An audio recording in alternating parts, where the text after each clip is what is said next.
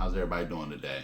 Today, we're going to do a recap video of last week's video that we made with Fred Bays. He joined me on a podcast, on a video cast, and we discussed racial accountability, from the perspective of white America and the perspective of Black America, so to say. The video was very, very, very impactful, and I want to thank Fred for coming on there with me, sharing his thoughts and feelings. And we would definitely have some follow-up videos. It's just the beginning of a conversation. This is not a conversation that we can just have a one-off on. This is a conversation that we must continue as we unfurl it and unpack the gravity of it, because we're all learning. And so I'm gonna give you some of the takeaways that I got from it, from other people and from myself. I'm gonna start off by what I got from other people, and like I say, I want to thank Fred for coming on there and really being open and very candid about his growth, the work he's doing, and what how it's impacting him, and what we can do going forward. I got to share the video with a great associate, somebody that I really admire, that I really hold very, very high esteem, George Middleton. I shared the video with him. He had some great insights, some great comments. Definitely check out the video, check out his comments. But I just want to kind of unpack a couple of them, because the questions are so dynamic that I can't just answer them in a couple of texts. I'd be writing whole books, writing whole stories just to answer them in the way that I talk. So I'm like, let me just do a recap video. It'll probably make a lot more sense. But some of the things that he pointed out was very interesting. See, the work that he's been doing when it comes to race dynamics is very forward moving. It's very nuanced, and I've heard about it over the past several years, and he's even gone a lot deeper in the deconstruction of the race ideology, and differentiating our culture from our race ideology, which is a construct, and which I appreciate it very much so. But it's my take on it, when it comes to one of the questions that he asked is about, first, we have to understand that we're in, race ideology before we can even start to, unpack and become accountable for it, whether, white or black. And I totally agree with it. I totally agree with it. But my response to it is, and it kind of goes back to the video, the biggest issue that we have is, this is what you call a university level critique for the majority of people who are still at an elementary level when it comes to the understanding about what race is, what it isn't, why it is, why it isn't in America. The black-white dynamic. We have a lot of work to do. What I'm saying, we have a lot of work to do when it comes to educating people and catching people up on where we've been. What I've learned over the past 5-6 years, not to mention the past 14, 15 years of doing the genealogy work that my family's been doing, is there's so much that we didn't know. And then I come to find out, it's not just us, not just me. There's so much that we didn't know as a culture, white or black. That being said, we have a very big education deficit when it comes to what needs to happen when it comes to deconstructing the race ideology. First and foremost, we have to get at least on the same page in some forms. Now, there's a lot of great text. There's 5 books. I'm gonna leave them down in the comments. In the description, that you should check out to start your journey. Because what we have to do is we have to do some catch up. Everybody has to do some catch up. Everybody has to, in 2024, we do not have the opportunity to say, well, I didn't know. And then, ignorance is not an excuse anymore. We can't, in order for us to move forward, we must get to some form of a baseline of understanding of, okay, what's gone on and what's been going on. One of the things that came from the conversation of talking with Fred, and like he said, he's learned in the past couple of years some things that have been mind blowing. Well, everybody that I'm talking to and dealing with, I'm talking, intellectual individuals, people who really, crave and seek knowledge are just learning. The reality of it is we have to take a step back and say, okay, we have a knowledge gap on race in the United States of America. And this is not something that the government can fix. It's not about, putting the programs in school. Sure, before we can put any programs in any school, we ourselves, the adults, need to, first, we have to educate ourselves, on some things, on some fundamental things, and to understand why the condition was what it was and is what it is now, before we can get into the minutia of what do we do to fix it. Okay, so how, what George was saying, first we have to understand that we are in a, white, black, white, racial ideology that is a man-made construct, as opposed to a God-made construct, which God did not create the races. He created different individuals, different groups with inside of his creation. For sure. As we've evolved and moved around the world and grown in numbers. See, there's a lot of information that we're not talking about. The fact of the matter is there's 8 billion people in the world now. The world has never had 8 billion people alive at the same time, ever. That's a lot of people. And how are we able to do it and sustain it somewhat, civil. There's a lot of just, unrest in the world in different spots and everything. But by the context of 8 billion people in the world, we're somewhat more civil than we've ever been. That being said, we have to understand that there's a lot that we have to get on the same page with.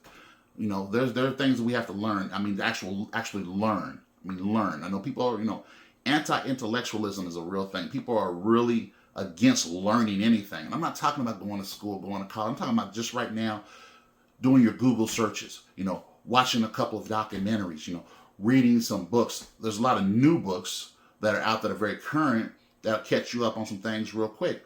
But they have, the books that I'm sharing in the description today, they all have some through lines and they all have some commonalities that really are striking to me. And these are very researched, these are very credible, books, and the information is very credible. So I encourage everybody to check them out, because in order to get into this conversation, you have to start doing some of the work. I'm going to be honest with you folks. Until you start doing some of the work, you're not going to be able to get into this conversation intelligently. You just can't do it. It's not going to work, because what's going to happen is you're going to speak from your personal perspective. You know what I'm saying? I'm a white man. I've seen it like this. I know, that's what it is. And I'm a black man. I've seen it like this. I know what it is. The reality of it is we have our perspectives. We have our lived experiences for sure. But what we don't have the information. We don't have the information because, well, nobody gave it to me. Nobody's going to give it to you. I'm just going to, maybe I'm the bearer of whatever news today. No one's going to give you the information. You have to go attain the information. You have to get the information. When you're talking with me and I bring up the Willie Lynch letter, you can't just sit there and bob your head like, okay, well, I've heard the name before. If you've never read the book, which is not a big book, it's not a long book at all, but if you've never read the letter yourself, you're already behind in the conversation. You have no idea, you have no context of where I'm coming from.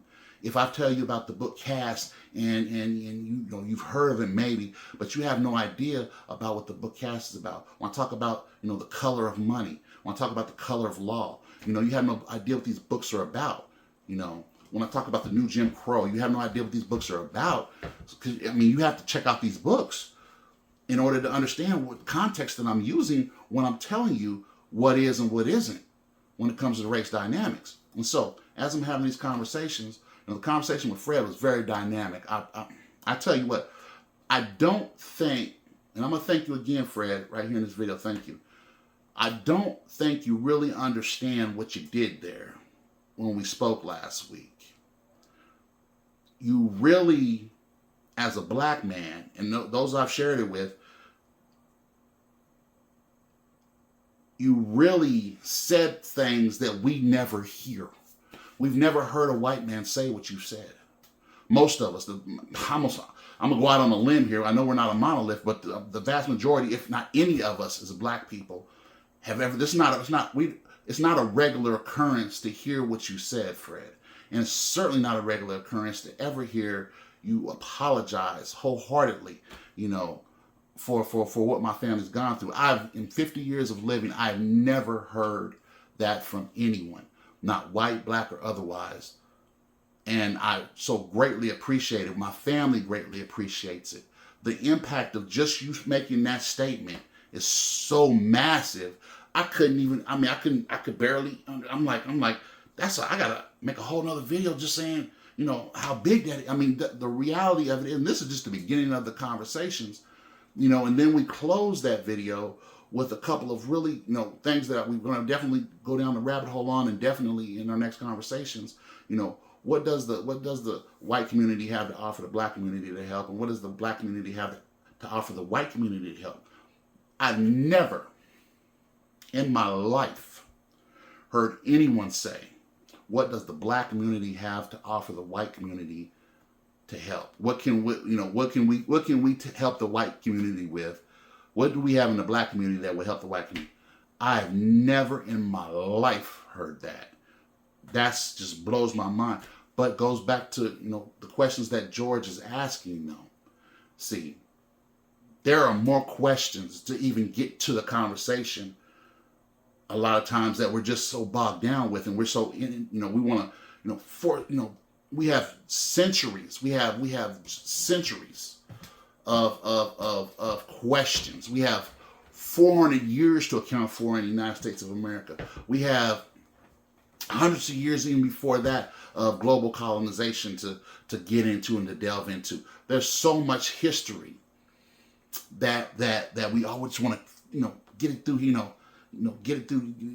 A fire hose worth of water through. Through a water hose, and it just doesn't work that way. What we have to do is we have to start, understanding, okay, this is the beginning of the conversation. There's some things that we need to, individually, update ourselves on. In the past 4 or 5 years, the books that I've read and listened to and digested, the documentaries, the information that I've taken in, intentionally, that I had to seek out, because I'm like, I didn't know, and I've been black my whole life. and I didn't know. And the reality of it is there's a lot we didn't know. And like one of the comments I made to Fred in the video, we beat ourselves up. I wish we'd have known this, 20, 30 years ago. The reality of it is we couldn't have known what we didn't know. But now we do know. When you know better, you do better. And so the conversations that we're having now, and that we're starting to finally have, are very paramount. But they're only the beginning. We have to take a step back. Like I said, George offered a lot of awesome questions, and the questions that dignify an answer, and that's what this video is for. Because I couldn't just put it out, my responses, all in there. But I wish I could. But the reality of it is this is why we're going to have more conversations. This is why George, he came down in 2022. Time is flying so fast. In 2022, to our Montgomery 2320 Business Development Services seminar. So it was our second annual seminar in Indianapolis, and he gave a presentation, an hour presentation, that blew my mind. It rocked me. I'd never heard the perspective that he gave when it came to the deconstruction of race ideology. I never really heard it. Not, I mean, in the idea around, race being a man-made construct was even only new at that time to me. I mean, I've heard about it for maybe a few years, whatever, but I hadn't really, heard in depth. When he came, I'm gonna tell you what. I'm gonna put his I'm gonna link both of these videos in the description. You know, even his talk that he had with us down there. But he blew my mind. He made me look at some dynamics, and this is the thing. He made me look at some dynamics when it comes to race ideology in a way I'd never heard it put before, in a way I've never seen it before. You know, and to look at at culture, and that race is is a man-made construct. But before then, I had already consumed Caste and had conversations with Caste about the book Caste and everything. And before, and so when he came and gave us that presentation, it hit me different, because I'd already realized something. When I finished Caste, I realized that there's some thoughts around race that perplexed us all, because we looked at it from a skin color standpoint as opposed to a class standpoint and a class issue. That's something that we never really look at it from a class situation. Well, caste, unfurled that we have a caste situation. We have lower caste and upper caste, and and white America views black America as a lower caste, and and white America views most of white America as an upper caste. But they do, part of white America does view some of white America as a lower caste as well. But that caste system, which is prominent in India, and so it unfurls some things. But when I got through with that book, what struck me was intention. Intention. What is the motivation? What is white America's motivation for? Why should they? Why would they? Why should they? Why would they? And what I've come to understand, even since then, for most white Americans who have never really, been even near the black experience, there's no motivation. Why should they? Why do they? Why would they? Why would they need to even consider?